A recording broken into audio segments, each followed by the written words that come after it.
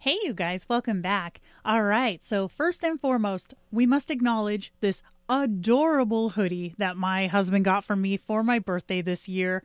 It's got the little bats on the sleeves and they're embroidered. There's a ghost here.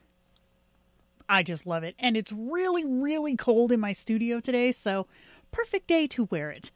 Now, you saw the title of the video. I'm going to show you how I create stickers from Procreate to end customer.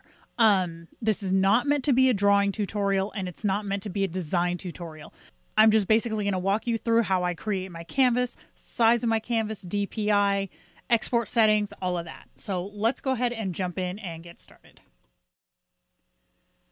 Okay, so you can see here we have our plain Procreate menu. I'm going to hit this plus sign in the top corner. Now you have all of these options here. Typically what I will do is go to this plus sign next to new canvas right below the previous plus sign. And then you have your width, your height, DPI, and maximum layer. Now, when I'm working with simple sticker kits, I've never, ever, ever had I've never maxed out on layers, not even come close. So I don't really worry about the maximum layer. Whatever it's set to is totally fine. I'll typically do 1668 by 1668 pixels, and I do 300 DPI resolution. Now, it's said that if this is just for tablet viewing or web viewing that you can get away with 72 DPI. I will show you later why that might not necessarily be the case. So we're going to go ahead and do 300 and hit create. This will give us a plain square canvas to work with.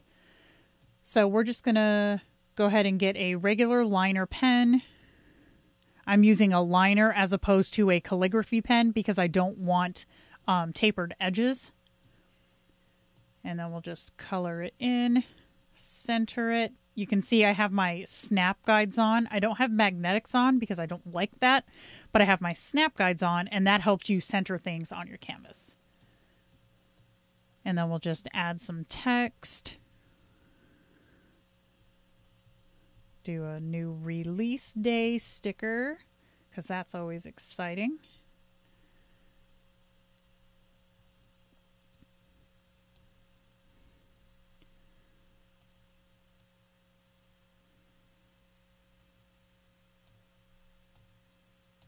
There we go. And then I'm going to make sure that this is centered also. Just like that. Okay, so now we have new release day. So from this point here, if I'm making one sticker that is 2 layers, let's say, okay, I love it, I'm done. Then I can merge those 2 layers together just by pinching them. And then I'm going to resize this whole thing to be as close to the edge here. You can also fit to screen, which is down here. But if you want to have any kind of shadowing underneath that you have not done yet, maybe just stretch it yourself, but fit to screen works great. So then at this point, I'm going to turn off my background color. I'm going to go to your actions menu, which is this little wrench up here in the top left, share, and you want to save it as a PNG, okay? And then just hit save image. So now what we've effectively done is we've created one sticker that is already cropped, okay? I'm going to show you here too, actually. I'm going to undo to the point where we stretch to fit to screen, and I'm going to export this sticker too, just as it is, so that you guys can see same exact export settings, but that way you can see what the difference is between the fit to screen and not doing the fit to screen. So we're going to go ahead and go in here to our planner, and then both of them are going to be right here. This is the one that we cropped. See how it goes all the way to the edges? And then this is the one that we did not crop. You see all that extra white space around it? They both look the same at this point. Like I can size them to be pretty near the same size like this, yeah? But if I were to have another, like something over here that I wanted to move, if I go like this, I'm okay. But if I do that over here, I'm going to be moving this sticker because Goodnotes still sees this white space. So that's why you want to remove as much white space as you can from your stickers, especially if you're going to be selling them, because so many customers expect pre-cropped to mean that the white space has been removed, not just that the stickers are individual. And it's also, there are some shops who don't necessarily crop as well as others, and when you buy a Goodnotes file sheet from them, you're trying to grab one sticker, but you're grabbing 3 because of all that transparent white space. Trust me, don't do that. So now I'm going to show you the differences in planner sizes. Okay, so this one that we were just looking at is my plain square planner that I've been using this year. Now I have a few play planners in here. This one is from Halo and Heart from, 2019, I think. I used to PR for her. See if I can find a blank page. I haven't opened this in a while, so it's probably going to be slow. Oh, there's already stuff on it. That's great. Dang it. Okay, you know what? We're just going to duplicate this page. Okay, so now this is my planner here. I'm going to erase this so that we have a fair assessment. But watch what happens. I'm going to pull in the cropped sticker. You can tell that it's the cropped one because it looks bigger in this lineup up here. But I'm just going to tap it and bring it in. Now you see how big that looks. Watch what happens when I bring it in here. See that? Look at the difference. So if someone creates a planner that is, I'll try to keep this as user-friendly information-wise as I can. If somebody creates a planner that is 2,000 pixels wide, okay, and you create a sticker that's 1,668 pixels wide, that sticker is going to be very close to the same size as that planner. But if someone creates a planner that's 8,000 pixels wide, your 1,600 DP or 1,600 pixel width sticker is going to be like this big. So when they go to blow it up, if your dots per inch or DPI is not high enough, that sticker is going to look pixelated in a new or in a larger planner. I really hope that made sense. I tried to make it make sense. So, okay, let's say you got your sticker done, and you can do this for multiple stickers. I'm just doing one at a time, or just one because I don't want to bore you repeating myself over and over. So let's say you got your sticker done, and we're doing this all on the tablet, right? We're like, I'm a tablet person. I want to do this all here. So what you can do is you can go into Drive, which is where I upload to. Dropbox is another option. Oh, what's the other one? OneDrive, I think, is another option, but I'm not familiar with those, so I'm sorry if you're wanting to use one of those. I really don't have the help for you because I'm not familiar with them and I don't want to give false information. But with Drive, which Google Drive comes with, I think, 15 gigs of free storage. So if you're just starting out or you're wanting to basically just test the waters without spending a lot of cash, it's a good option.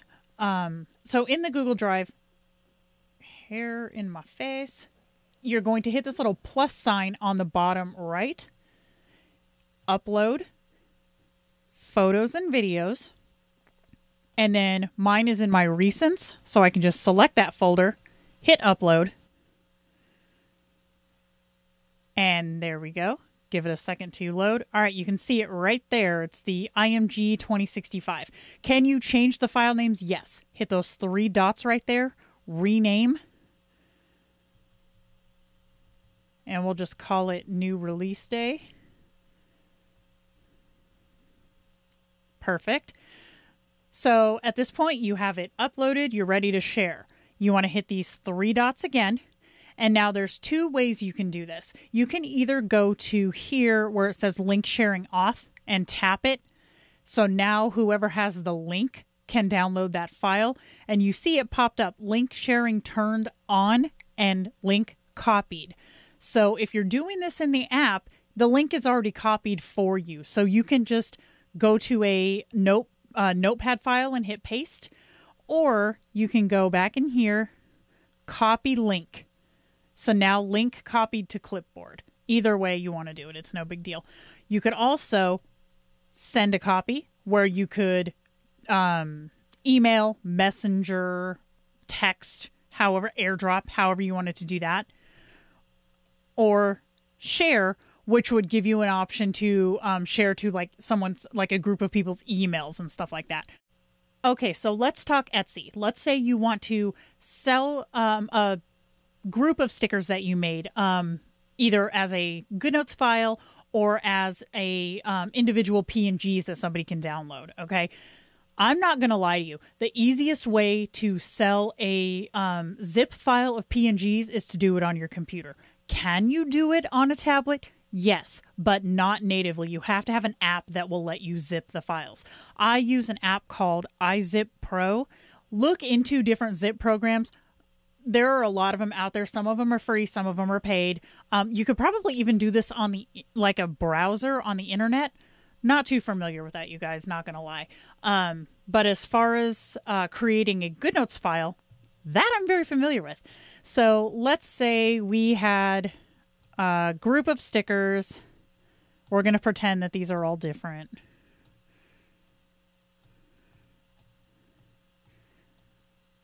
Okay, so we have our 4 stickers here, and we want to export these as a Goodnotes file. So what you're going to do is you're going to go to this export panel up here. Now, if you're creating a sticker book, so let's say you have a cover and then your stickers and then a thank you page or something like that, then you're going to want to export all. But if you're only wanting to export what you see on the page you're looking at, you're going to go to export this page, which I'm going to do because I have like 60 pages in this already. You want to make sure you have it set to Goodnotes. You can rename the file here if you want to. I'll just call it test and then export. Now you can export this directly to your drive. You can do it to Dropbox. You can save it to your files. Pretty much anywhere you would need it to go, you can send it to. I'm not going to actually do it because I don't need this file. So I would suggest if you're working on, say, a MacBook or an iMac and your iPad, that you save it to files because you can just airdrop it between devices that way. But if you're working between PC and iPad, then you're probably going to have to email it to yourself or use something like Google Drive, like we talked about earlier. Upload it there, go to the Drive app on your computer and download it from there. Works just as well. It's how I used to do it before I switched over to Mac entirely when I was doing photos and stuff. But yeah, and if you want to just do it via your tablet, save it to files. And then when you go into the Etsy app and it wants to upload something, you're just going to say, go to Files app, here's my file, and upload it from there. And then Etsy will store that file so you don't have to keep it on your tablet. I strongly advise you not to get rid of it because stuff happens and you always want a backup of your files. But Etsy will store a copy on Etsy itself. So if something were to happen to your files locally, Etsy still has them. So yeah, that's pretty much how I go from Procreate to sale, to Etsy or to, you know, my website. It's pretty much the same process. Whack. So yeah, if you guys have any further questions, go ahead and let me know. The process for doing multiple stickers, I did a video on that actually before. I don't use Procreate to do that because as of the filming of this video, Procreate will not trim transparent layers, or excuse me, trim transparent pixels per layer on export. You will have to go through and resize everything to fit. And oftentimes, if you have, say, a circle, you can make that fit, right? But if you have something that's like an Apple Pencil that you've drawn, it'll shrink it to here. But then if you are also trying to export a circle, you can't cut in to where the pencil is because then you'll be cutting off part of a sticker on another layer. So I do have a video for using Affinity Photo to trim transparent pixels off of multiple layers. I will try to remember to link that in the description. I kind of suck at doing that, but it is on my YouTube channel. Otherwise, what you can do is just export each layer individually, each sticker individually as you go. It's not as user-friendly, but it is a very functional and very workable way to do it. All right, guys, I think I've been chatting your full heads off for what, 20 minutes now? Yeah, thereabouts. So I'm going to go ahead and leave.